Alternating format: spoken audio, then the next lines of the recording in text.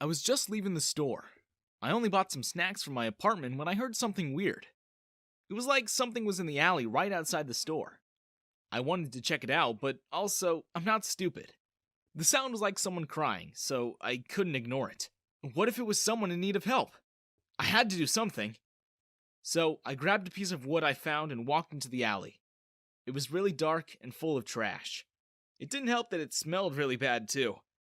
I felt like I was going to throw up. Just up ahead, I saw a big shadow. Too big to be a cat, but also big enough I should reconsider my choices. The shadow began to move, and I prepared to hit it with the wood. But then I saw it was just a girl. Quickly, I tossed the piece of wood aside so I didn't look like a psycho. "What are you doing here?" I asked her. She was covered in dirt, and she looked like she had been there for days. "I kind of live here now," she sobbed. Of course she did. Why did I ask something so stupid? She could have been a runaway, or maybe she was threatened into hiding. I wanted to ask her more, but the smell was getting too unbearable for me. "Want to come back to my place? I can give you food and a shower," I asked. "Yes, please," she exclaimed and hugged me. I held back from barfing. Even if she was covered in dirt and smelly, a girl was hugging me. I took her back to my apartment and let her wash up. I didn't have any girl clothes, so I just gave her some old clothes I had. I washed her clothes, but they were hardly anything a person should wear. In all of my kind actions, I forgot I'm not really a cook. But there was no way she could say no to some instant noodles. I boiled some water and gave her a cup to eat. She ate it quickly, asking for another serving. I couldn't help but feel a bit of pride. "So, why were you living in the alley? I assume you didn't grow up there," I asked her. "I had a falling out with my parents. We didn't really agree to the same things, so they kicked me out. I didn't even do anything. They just want to force me to do what they want," she explained. That sounded rough. Even my parents were nags. I can understand wanting to get away from that. "Well, you can stay here until you get yourself back on your feet. I don't mind," I told her. I wasn't going to pass up this opportunity. Now that she was clean, I could tell she was naturally pretty. Like, no makeup, but still model status. Besides, no gentleman would ever leave a girl on the streets with nowhere to go. Her eyes glowed with joy, and she hugged me again. "Thank you so much. I don't know how I can repay you," she thanked me. "Don't worry about that. Just try and get comfortable," I told her. Of course, I had one bed. An apartment isn't cheap, so I slept on the couch, like a gentleman. I couldn't help but imagine living with her in my dreams. We'd be the best couple together. It was kind of fast, but I could feel we were really getting along. The next morning, I took her to the store to get some clothes just for the moment. I wanted to learn more about the situation before I tried to get her to find a job or anything. She was very clever, sharp, and skillful. I couldn't help but wonder why her parents could be so mean to her. "So," I began. I realized I never asked for her name. "It's Patty. You can call me that," she had said with a smile. "Okay, Patty. What was it that your parents were forcing you to do?" I asked. "They wanted me to marry this creep. He's like a stone. Talking to him was like pulling teeth. I never liked him, but they wanted me to marry the richest guy in town," Patty explained. I couldn't hide my disgust. That was so terrible. Trying to sell off your own daughter for money? I couldn't believe it. That really sucks. I don't blame you for running away. I'd do the same," I told her. "Yeah, they just don't get me. You do, though. I like it." She smiled at me. Did I mention she had a great smile? Because boy, did she. "Well, if you'd like, I'll come with you to talk to your parents. I'm sure they're looking for you and all," I offered. Patty looked hesitant, but she nodded to me. "I'd like that. It's like they don't hear me. I bet if you pretended to be some rich guy, I could stick it to them. Or maybe get them to lay off and let me go back to my normal life. I have so much work I dropped for this," Patty said. I started to panic. Pretend to be rich? I don't know if I could do that. The fanciest clothes I had was a tuxedo from prom, but even that wouldn't pass for fancy clothing. I didn't even know how to use the fancy forks and spoons. What did rich people even talk about? How rich are they?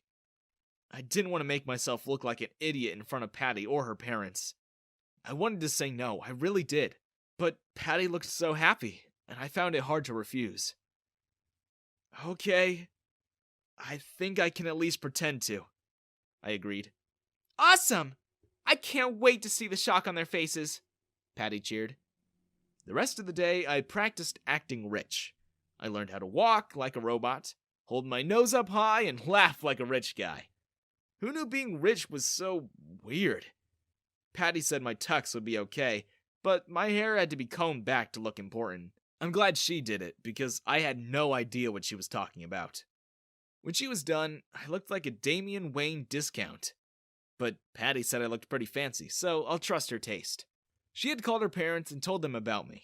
Apparently, I was going to be a CEO of an electric car business. I didn't know a thing about cars besides how to drive one. While Patty was talking, I searched the web to look up anything I could about electric cars. I was sure her parents would quiz me, or see right through our lie. I nearly stayed up the entire night searching. The next morning, we took a cab to her house. Patty said she would come up with a lie as to why we were taking a cab.